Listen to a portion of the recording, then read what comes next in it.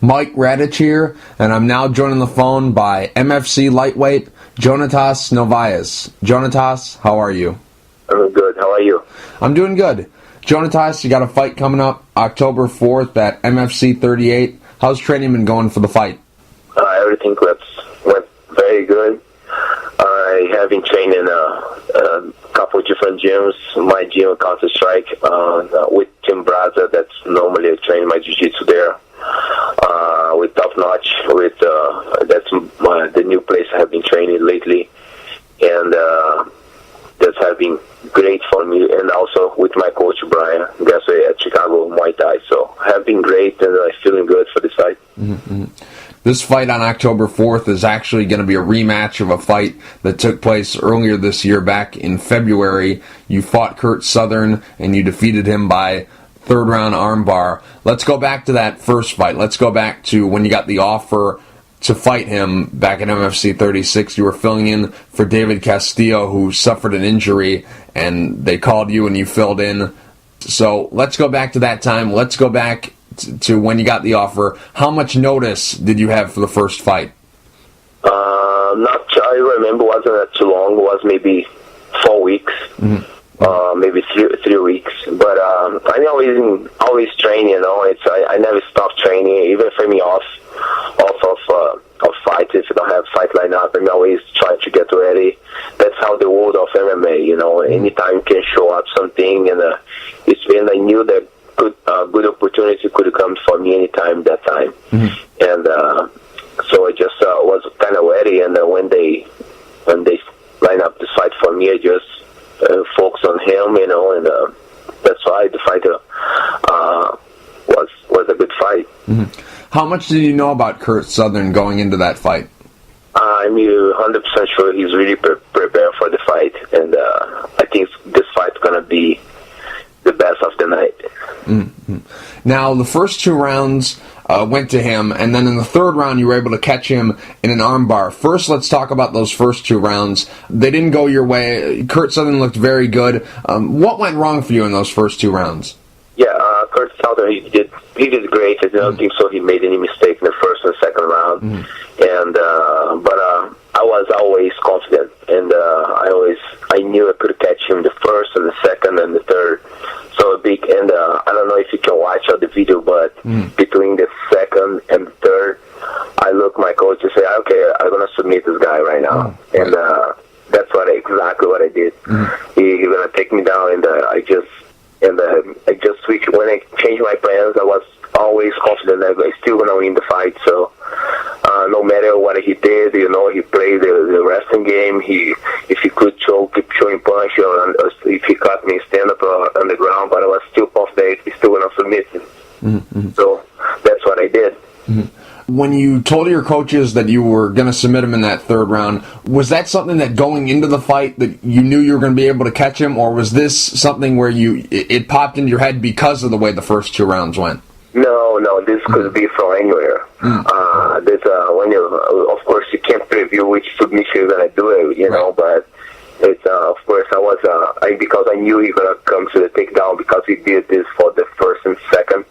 So I said, okay, if he wanna take me down this time, I'm gonna work better my ground, focus more on the ground, you know. Because before I was kind of more like wherever the fight goes, I was defined, you know. But since I was losing, I said, okay, let's go to my strength, and then I switched my strategy, and was everything right.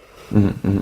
Now, in the first round, you were carrying your hands very low, and then he dropped you with a punch, and you guys ended up on the ground in the first round. That punch, were you hurt, or was it just that he caught you off balance? Not at all. Mm-hmm. I didn't feel like don't even 1% in that punch. And I tell everybody, that punch don't cut me. That punch was like was the momentum that was laying back to getting out of the punch, and then at the same time I went to the double, and then since I couldn't take him down, I just put in my guard. But I didn't feel hurt at all. You can be 100% sure of that, because right after I still work my ground like naturally, like nothing happened. You know, it's I still remember that punch. Everybody, oh, you got caught in the first round. I said no, it was close, but I didn't felt the hand. Mm-hmm. Now, in that third round, what do you think he did wrong? Was he overconfident going, following you to the ground? What exactly did he do wrong in the third round that you were able to catch him?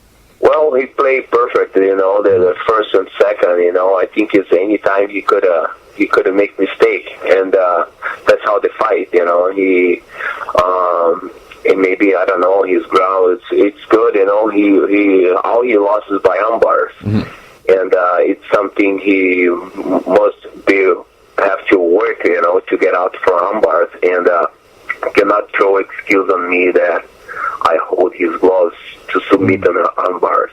It's not because I hold his gloves. I think it's made because he don't know how to get out from the umpire or how to defend the umpire. It's of course, one of position that I like, and one is not my favorite. I have other things that I do way better than the umpire, and of course, might be something that he has to work on. Mm-hmm. You haven't fought since February, so in the meantime, what have you been doing? Have you, just been training and just waiting for MFC to give you a fight? Has it been, maybe you've done some grappling tournaments in the meantime? What have you done from February up until now? Yeah, after February, I traveled for a couple of seminars. I went to Finland, and after that, I get back home, and then I keep training. In the mid of the year, I had a couple. I was planning to compete jiu-jitsu anymore, and then since I didn't have the fight lined up yet, I decided to fight. Well, it actually was like a part of my camp. Those tournaments was 5 weekends in a row. I compete in Las Vegas, Boston, Chicago, Atlanta, and California for American National. So I used those tournaments as part of my camp. Work my jiu-jitsu, and after that I just keep focusing last weeks only on MMA, only my strike, and that's how I've been doing. Mm-hmm. Jonatas, why did you decide to take this fight against Curt Southern? You've already beat him, and he was your last fight. Why this year? Go ahead. I didn't give him this opportunity. MFC make me fight, and MFC want me fight him, and I work for MFC, so that's what I'm gonna do. If they ask me if I want to fight him again, if I give him opportunity, I say no, and I wasn't happy with that, and I think he don't deserve it, not because it's not good or because I think I don't think I should fight him right in my next fight. That's because it's good for him. It's amazing for him. But it's not good for me, If for some reason I lost this fight, it's not gonna, I don't think so, gonna be good. We already line up there, and I'm focused only for him, and no matter what they said, what I think too, it's the fight is on, and the next fight is gonna be in the ring fighting. Who do you think going into this fight has more to improve upon? Because yes, you did win the fight. You submitted him in the third round, but the first 2 rounds went his way. And then on his side, he won the first 2 rounds, but then was submitted and lost the fight. So going into this fight, who has the most to improve upon? Well, I think, of course, both of us improved a lot on this fight. But a lot of things I have been working on after this fight. So you guys are going to have on my side, I don't know about his side, but about my side, I promise I improve a lot, and I'm gonna have you guys see a good fight over there on Friday. Curt Southern, what do you think his camp is telling him to do against you this time around? I don't know. It's actually I'm ready for anything what he wants to do. I'm ready to fight anybody on Friday, not just for Curt Southern. My training camp was perfect. Was actually my best camp I ever had in my whole life. So whatever they plan for me, I have a plan for them. So whatever. Jonatas, has the MFC said anything to you about if you win this fight, you're going to get a title shot? Because there's been a rumor out there that whoever wins this fight is going to fight Graham Spencer for the lightweight belt. So have they said anything to you about that? Yeah, I heard that if I win this fight, I'm I'm gonna fight for the belt. The only thing I didn't know if Grant Spencer is still gonna fight for 155 because I knew that he went to 150, 145, and the belt was open. And so I don't know. Well, whatever I hope I win, and whatever MFC plan, that's gonna be my plan. I see. Now, Jonatas, how do you say your nickname? Could you pronounce that for me? My nickname is Peixe Frito. Peixe Frito is a fried fish. Yeah. How did you get that nickname? Who gave that to you, and why did they call you that? I was very little. I was small, and then little, no, maybe about 5 years old, and I was always being very skinny. And when you pull your belly inside your ribs, you make your ribs keep outside more, and then people keep a look at that. Looks like a fried fish when you eat, with the ribs outside the bones. So they just go, "Oh, you look like a fried fish," and then they keep calling me this. So it's a little until now. That was my small time, but it's not a capital place, really far.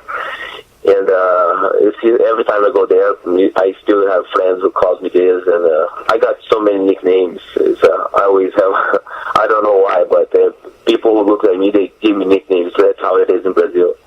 But that one is one of people call me more, so I just kept going.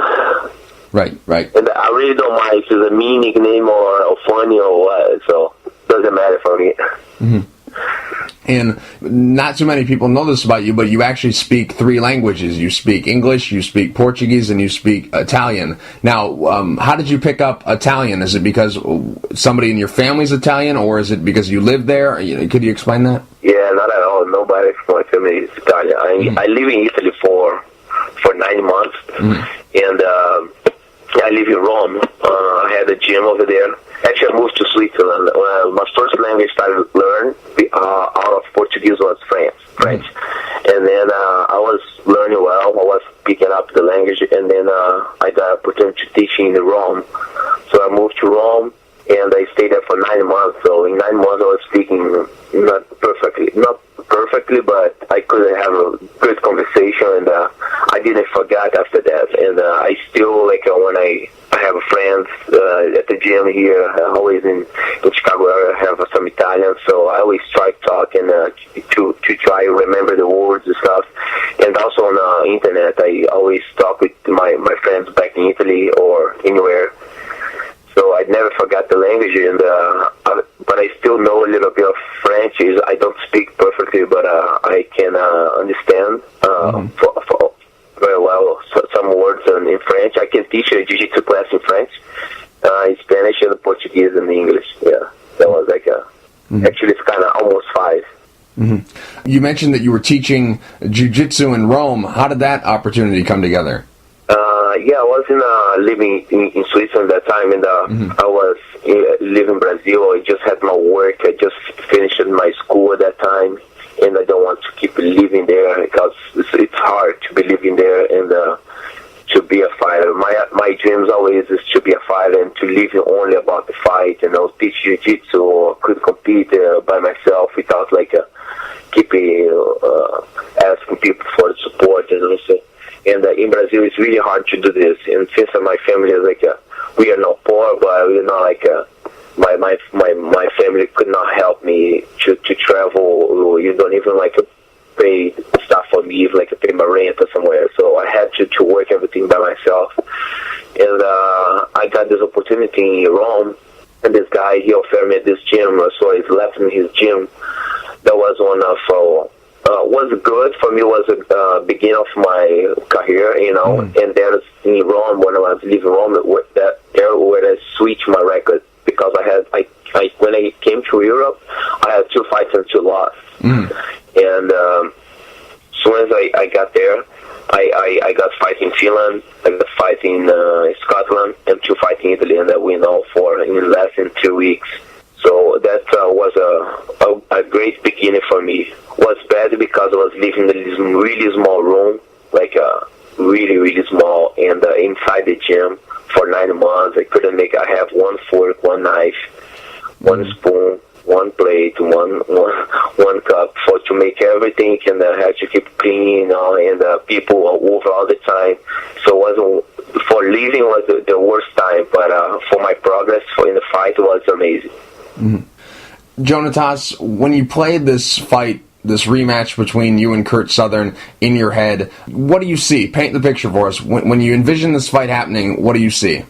I don't even can see actually what can happen. I really can't see, because this fight can go anywhere. I'm sure he's prepared for anywhere, and I'm prepared for anywhere. So whatever the fight goes for me, I'll be fine. I have been, like I said, I have been training everything, and I can't picture this fight going just one thing. I can do just one thing, or he's gonna do just one thing. I think this fight gonna be amazing. Mm-hmm. Jonatas, real quick before I let you go, do you have any sponsors you'd like to thank, and is there anything you'd like to say to the fans?